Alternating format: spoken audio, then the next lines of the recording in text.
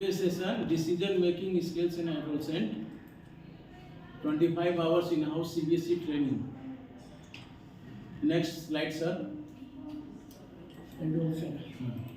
Adolescence is the period of transition between childhood and adulthood. It includes some big changes to the body and to the way a young person relates to the world. The many physical, sexual, cognitive, social, and emotional changes that happen during this time can bring anticipation and anxiety for both children and their families. Understanding what to expect at different stages can promote healthy development through adolescence and into early adulthood. Madam, के बारे में नहीं पढ़ा नहीं madam थोड़ा सा बता देंगे वो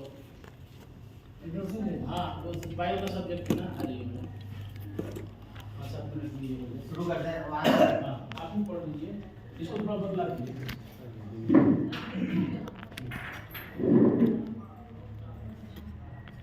decision making skills in adolescence. जैसे जानते हैं एडोलेसेंट जो एज है it starts from 12 years to 17 to 18 years. अलग अलग ग्रुप में अलग अलग कॉन्सेप्ट दिया हुआ है पर एडोलेसेंस जिसको हम हिंदी में किशोर अवस्था कहते हैं दैट इज एडोलेसेंस। ये जो स्टेज होता है इसमें बहुत सारे physical changes as well as hormonal changes body में देखे जा सकते हैं। इन चेंजेस की वजह से जो एडोलेसेंट एज के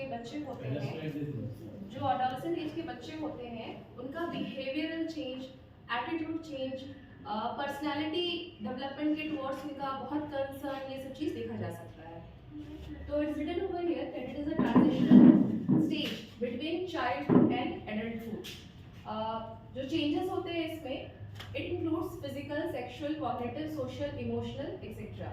तो physical changes as we know that when a child grows different changes occurs in the body. Emotional changes includes उनके फैमिली के तरफ उनका इमोशन, फ्रेंड्स के साथ उनकी दोस्ती, या फिर सोसाइटी में उनका कैसा एटीट्यूड है या सोसाइटी के द्वारा उनको किस तरह का बिहेवियर मिल रहा है, ये उनके इमोशंस को बहुत असर करता है, उनके पियर्स एंड ऑल। फिर है cognitive development. Cognitive is related to the brain development. उनका जो दिमाग का विकास है वो किस तरह से सोचते हैं, कितना एनालिटिकल एबिलिटी डेवलप करता है, ये सब चीज़ें एडोलेसेंट एज में बहुत डेवलप करती हैं। Then other is social behavior. We have seen that in this age adolescents जो होते हैं वो बहुत ज़्यादा aggressive होने लगते हैं कभी-कभी, या फिर उनका जो सोसाइटी की तरफ है, कोई घर में आएंगे गेस्ट तो वो आगे नहीं आना चाहते, they want to hide themselves behind. ये सब चीज़ उनका सोशल बिहेवियर है और बहुत बार वो ऐसा जानबूझ के नहीं करते हैं। These are due to the different hormonal changes in their body. So next slide please. So these are the stages of adolescence. Here it is written that early adolescence. Early adolescence जो कि 10 साल से 13 साल की उम्र में है। इस एज में child starts to grow more quickly. They also begin notice their body changes. इस वक्त 10 से 13 साल के बच्चे बहुत जल्दी डेवलप करते हैं, चाहे उनका हाइट हो या फिर different body changes हो। The body changes can inspire curiosity and anxiety. तो जो उनके बॉडी में बदलाव आ रही है, जैसे कि जो छोटे लड़के हैं उनका क्या होता है, जो लैरिंक्स होता है, वॉइस बॉक्स, वो इस एज में डेवलप करता है। तो हम देखते हैं अचानक से उनका वॉइस चेंज हो जाता है। तो वॉइस चेंज की वजह से बहुत बार जो बच्चे होते हैं वो बहुत एंशियस हो जाते हैं कि अचानक से मेरा आवाज़ कैसे बदल गया। तो उस वक्त हमें उनको समझाना होता है कि जो वॉइस बदल रहा है it is a stage of adolescence. ये एडोलेसेंस का एक हिस्सा है। Then there are many questions regarding their gender identity at this time. तो यहाँ पे इसका मतलब ये हुआ कि बहुत समय में जो एडोलेसेंट एज के बच्चे हैं, कुछ में जैसे मॉस्टैच एंड बियर्ड, बहुत बच्चों में हम देखेंगे क्लास 8-9 में बच्चों का दाढ़ी और मूंछ जो होता है वो आने लगा, और कुछ बच्चे जो होते हैं वो छोटे ही दिखते हैं। तो उस समय उस छोटे दिखने वाले बच्चे को क्लास के बच्चे चिढ़ा सकते हैं कि you are not looking like a boy, या फिर तुम्हारा डेवलपमेंट वैसा नहीं हुआ। तो ये सारी चीज़ें जो है एडोलेसेंट के एज में होती हैं। Gender identity is a very important question over there. तो उनको उस पर समझाना होता है कि different people responds differently during this age. ज़रूरी नहीं है कि अगर कोई बच्चा 12 साल 13 साल में बहुत ग्रोन अप दिख रहा है तो दूसरा बच्चा भी उसी साल में ग्रोन अप दिखेगा, क्योंकि ये सब हार्मोनल इफेक्ट है। अगला है And the onset of puberty can be difficult time for transgender children. So transgender children means those children whom we cannot classify either as a male or a female. तो उनके लिए बड़ा difficult time होता है क्योंकि उनका जो development होता है एडोलसेंट में वो नॉर्मल बच्चों की तरह नहीं दिखता है। तो बहुत बार सोसाइटी के थ्रू या पीयर के थ्रू उनको बहुत डिमोटिवेटेड किया जाता है, जो कि एज ए टीचर हमें उनको कंट्रोल करना है और बच्चों को भी समझाना है not to do like that. फिर early adolescents have concrete black and white thinking, things are either right or wrong, great or terrible, without much room in between. It is normal at this stage for young people to center their thinking on themselves, called egocentrism. Egocentrism मतलब वो सिर्फ अपने बारे में सोचते हैं। हम देखेंगे घर पे भी बहुत बार बच्चे एक ही ड्रेस को पहन के बार बार अपने आप को देखते हैं, या फिर कहीं जाने से पहले बहुत बार वो अपना बाल ठीक करेंगे, ड्रेस ठीक करेंगे, उनको अपने लुक को लेके बहुत कॉन्शियसनेस रहता है। फिर Pre-teen feels an increased need of privacy.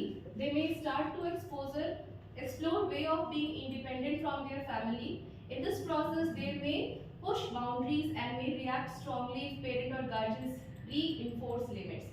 तो इस पॉइंट में देखिए प्री-टीन्स मतलब जो 13 साल से छोटे बच्चे हैं या फिर 11-12 साल के बच्चे, वो अपने आप को फैमिली से बहुत अलग करने लगते हैं। उनको अपना एक प्राइवेसी चाहिए होता है। परिवार में लोग ग्रुप बना के बैठे हैं तो वो साथ नहीं बैठे हैं, वो अकेले रहना चाहेंगे, या फिर वो चाहेंगे उनको एक सेपरेट मोबाइल दिया जाए जिससे वो अपना एक्सप्लोरेशन स्टार्ट करें। तो और उस वक्त अगर हम ऐसा गार्जियन या ऐसा पेरेंट उनको फोर्स करेंगे नहीं आप हमारे साथ ही बैठिए, तो हो सकता है कि वो रिबेलियस हो जाए, वो उस चीज़ को अपोज करें, क्योंकि वो स्टेज ही ऐसा है कि वो अपना समय चाहते हैं, वो अपनी प्राइवेसी को चाहते हैं। So will have to handle this situation very patiently. अगला स्लाइड। अब है मिडिल एडोलसेंट एज, जो कि 14 साल से 17 साल तक के बच्चों का है। इस एज में क्या होता है, physical changes from puberty continue during, इसमें जो फिजिकल चेंजेस होते हैं वो कंटिन्यूअस रहते हैं। Then at this stage many teens become interested in romantic and sexual relationship. They may question and explore their sexual identity, which may be stressful if they don't have support from peer, family and community. तो 14 to 17 years का जो as होता है, children are very much attracted toward the opposite sex peoples. तो इसको भी हमें as a guardian या एज अ टीचर बहुत पेशेंटली हैंडल करना। अगर हम किसी को ऐसे पकड़ते हैं और डांटते या पीटते हैं तो वो उस चीज़ को नेक्स्ट टाइम हाइड करेगा, लेकिन वो करेगा जरूर। तो हमें इस वक्त उनको बहुत अच्छे से पेशेंटली समझाना है कि ठीक है, this is the age, but don't get attracted toward negative things. हर चीज़ को करने का एक समय होता है, अभी वो समय नहीं है, या फिर पढ़ लो, अच्छा कर लो, बाकी तुम आगे देखना। तो as a teacher it becomes our responsibility to manage this situations very nicely. फिर नेक्स्ट है many middle adolescent have many argument with their parents as they struggle for more independence. तो अक्सर घर में भी जो बच्चे पेरेंट्स को पलट के जवाब देते हैं, देखेंगे कि 14 साल से 17 साल के बच्चे होते हैं, 10-12 साल के बच्चे पलट के जल्दी जवाब नहीं देते हैं। तो ये बच्चे इसलिए पलट के जवाब देते हैं ना, क्योंकि पेरेंट्स हमेशा उनको कहते हैं नहीं तुम ऐसा मत करो, तुम ये मत पहनो, या फिर उससे बात मत करो। उस वक्त उनको समझ में नहीं आता है कि उनके हित के लिए बोला जा रहा है। उन्हें ऐसा लगता है कि मेरे पेरेंट्स को हम ही से प्रॉब्लम है, बस यही एक बात उनके मन में आ जाती है, जिस वजह से वो आर्ग्यूमेंट करना अपने पेरेंट्स से स्टार्ट कर देते हैं। The brain continues to change and mature at this stage, but there are still many differences in how middle adolescent thinks compared to an adult. तो ये जो एज है till 17 to 18 years, हमारा जो ब्रेन है वो डेवलप कम्प्लीटली हो जाता है, लेकिन ब्रेन डेवलपमेंट तो हो गई है, पर जैसे एक बड़ा इंसान सोचता है, एक अडल्ट सोचता है, एडोलसेंट उस तरह से नहीं सोच पाता है, क्योंकि ब्रेन डेवलप्ड है, लेकिन उसका इमोशनल डेवलपमेंट इतना नहीं होता है कि वो बड़े कितने डिसीजन ले पाए। लेट एडोलसेंस जो 18 से 21 साल या उसके बाद का एज होता है, इस एज में they have a strong sense of their individuality and identify their own values. ये जो 21 साल तक के एज के बच्चे होते हैं वो बहुत इंडिविजुअलिटी को लेके बहुत कॉन्शियस रहते हैं कि हाँ मेरा नाम ये है, मैं यहाँ पे हूँ। वो नहीं चाहते हैं कि उनको आइडेंटिफाई किया जाए, अच्छा तुम इनके बच्चे हो या फिर तुम इनके दोस्त हो, वो चाहते मेरा अपना एक आइडेंटिटी हो। फिर नेक्स्ट है कि they can identify there values. इस एज के जो चिल्ड्रन होते हैं वो वैल्यूज समझते हैं, क्योंकि वो थोड़े बड़े हो चुके रहते हैं। कोई आए तो उनको प्रणाम करना या किसी को विश करना इन्हें हमें नहीं सिखाना पड़ता है, क्योंकि क्योंकि इनका जो इमोशनल डेवलपमेंट है वो 17 साल से ऊपर हो चुका रहता है। The late adolescents generally have completed physical development and grown to their full adult height. तो इस साल तक मैंने इस उम्र तक जो हाइट बढ़नी होती है वो बढ़ जाती है। 21 साल या 18 साल से 21 साल के बाद और हाइट का डेवलपमेंट नहीं होता है और बॉडी में जितने चेंजेस होते हैं वो इस एज तक कंप्लीट हो जाते हैं। Next slide.